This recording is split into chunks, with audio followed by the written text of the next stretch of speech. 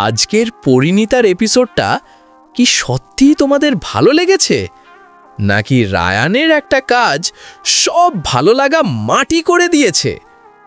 আজকের এপিসোডে এমন কিছু দৃশ্য দেখানো হয়েছে যা নিয়ে প্রশ্ন উঠছেই। রায়ান কি সত্যিই পারুলকে মারতে যাওয়ার সাহস পেতে পারে, নাকি এখানেই রাইটারের সবচেয়ে বড় ভুল? চলো এক একে সবটা খুলে বলা যাক। সোজা কথা বলি, আজকের এপিসোডে রায়ানের ব্যবহার একদমই ভালো লাগেনি। রাইটার শুরু থেকেই রায়ানকে দিয়ে একের পর এক নেগেটিভ মেসেজ দিচ্ছেন। প্রথমে দেখানো হলো তার একটা লুকানো প্রেমিকা।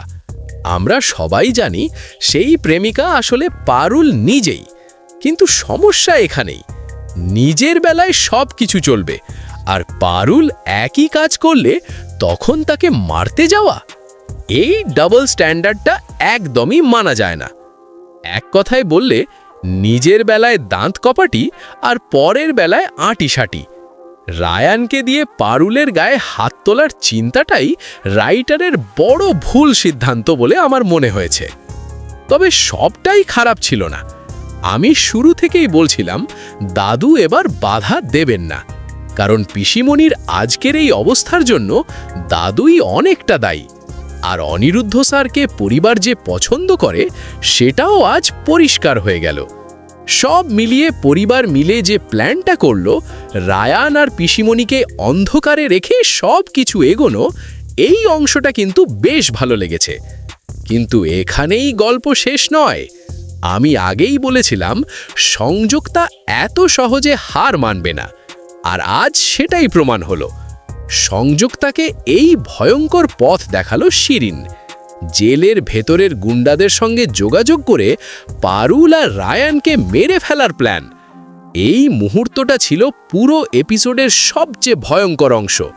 আর সবচেয়ে শকিং ব্যাপার, দুজন গুন্ডাকে নিয়ে শিরিন সরাসরি বসু বাড়ির সামনে হাজির।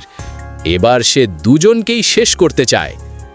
এখন প্রশ্ন একটাই, এই গুন্ডারা কি পারুল আর রায়ানের ক্ষতি করতে পারবে? পারুলের টিমের প্ল্যান কি আদৌ সফল হবে? আর সবচেয়ে গুরুত্বপূর্ণ প্রশ্ন, রায়ানের পারুলকে মারতে যাওয়ার ব্যাপারটা নিয়ে তোমাদের মত কি? এটা কি রাইটারের ভুল, নাকি সামনে আরও বড় কোনো টুইস্টের ইঙ্গিত? তোমাদের সব মতামত কমেন্টে অবশ্যই জানিও, কারণ তোমাদের কমেন্টই আমাদের ভিডিওর আসল শক্তি। ভিডিও ভালো লাগলে একটা লাইক দিও, আর এই রকম সিরিয়াল আপডেট আর বিশ্লেষণ পেতে চ্যানেলটা এক্ষুনি সাবস্ক্রাইব করে নাও।